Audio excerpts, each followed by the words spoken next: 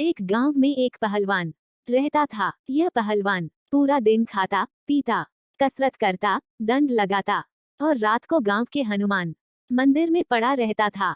इसके अलावा उसे और कोई काम था नहीं। गांव के लोगों को पहलवान बहुत पसंद था, क्योंकि इस पहलवान की वजह से उस गांव में कोई भी चोरी चकारी या लूटपाट करने की हिम्मत नहीं करता था। ऊपर से पहलवान की वजह से उस गांव की ख्याति अड़ोस पड़ोस के कई और गांव में भी फैली थी। इसलिए यह पहलवान गांव में सबका चाहेता बन बैठा था। इस पहलवान को हम घमंडी तो नहीं कह सकते, लेकिन यह पहलवान मिजाज से थोड़ा शरारती था। मंदिर के पास से होकर जाने वाला रास्ता इस गांव में रहने वाले राजा के बाहर आने जाने के लिए एकमात्र मुख्य रास्ता था। जब जब राजा अपने हाथी पर सवार होकर इस रास्ते से गुजरता था तो पहलवान अपनी शरारत करता था। पहलवान उस हाथी की पूंछ पकड़कर लटक जाता था और वह इतना बलवान था कि हाथी उसे गिराने की कई नाकाम कोशिश करता, लेकिन पहलवान टस से मस ना होता और इस तरह से राजा गांव वालों के हंसी के पात्र बन जाता था। राजा पहलवान की इन हरकतों से बहुत परेशान हो गया था। राजा ने एक दिन अपनी सभा बुलाई और अपने सबसे समझदार मंत्री को इस बारे में बताएं और उसके लिए कोई उपाय निकालने के लिए कहा। मंत्री ने राजा से कहा कि आप उस पहलवान को यहाँ बुला लीजिए और उसे कहिए कि आप उसे नौकरी देने वाले हैं। अगले ही दिन पहलवान राजा के दरबार में था। पहलवान ने कहा कि मुझे पहलवानी के अलावा और तो कोई काम आता नहीं है, फिर भला आप मुझे कौन सा काम देने वाले हैं। मंत्री ने पहलवान से कहा कि राजा ने तुम्हें आज से नौकरी पर रख लिया है और तुम्हें बस इतना करना है कि सुबह 6 बजे तुम्हें उस मंदिर में दिया जलाना है और रात को 12 बजे उस दिए को बुझा देना है। इसके लिए तुम्हें महीने में 30 रुपए मिलेंगे। उस जमाने में 30 रुपए बहुत बड़ी रकम होती थी, इसलिए पहलवान उस काम के लिए मना नहीं कर पाया। उसने सोचा सिर्फ दिया जलाना और बुझाना ही तो है और इसके बदले पूरे 30 रुपए मिलेंगे।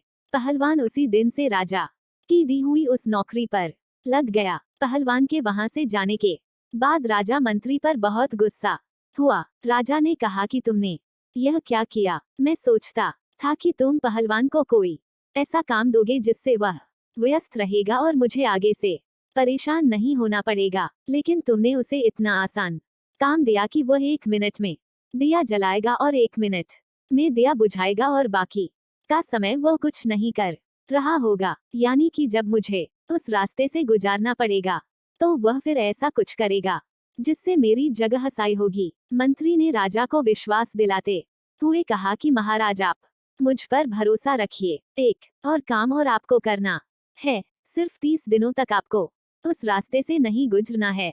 राजा अपने मंत्री की समझदारी से अच्छी तरह वाकिफ था, इसलिए राजा ने 30 दिनों तक इंतजार करने का तय किया और जैसा मंत्री ने कहा वैसा 30 दिनों तक बिल्कुल उस रास्ते से नहीं गुजरे। 30 दिनों बाद राजा अपने हाथी पर सवार होकर जब उस रास्ते से गुजरा तो पहलवान अपने शरारती स्वभाव से मजबूर होकर फिर से हाथी की पूंछ पकड़कर लटक गया। लेकिन कुछ ही मिनटों में हाथी ने उसे पैर से ठोकर मारकर गिरा दिया और इस बार राजा की नहीं बल्कि पहलवान की जगह साई हुई। सभी लोग, पहलवान और खुद राजा भी यह देखकर हैरान था कि ऐसा चमत्कार कैसे हुआ।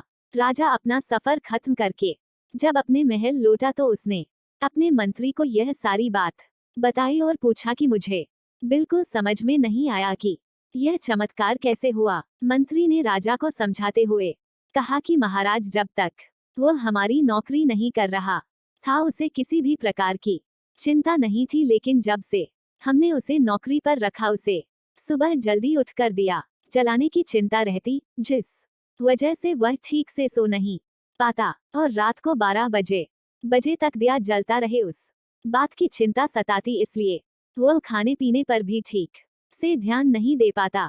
बस यही कारण है कि वह नींद और भोजन ठीक से नहीं ले पाने की वजह से कमजोर पड़ गया। राजा को अपने मंत्री के समझदारी पर गर्व हुआ और राजा ने मंत्री को एक अच्छा सा इनाम देखकर उसे धन्यवाद दिया। दोस्तों, छोटी सी यह मोरल कहानी हमें सिखाती है कि हमें जीवन सिर्फ आज में जीना चाहिए।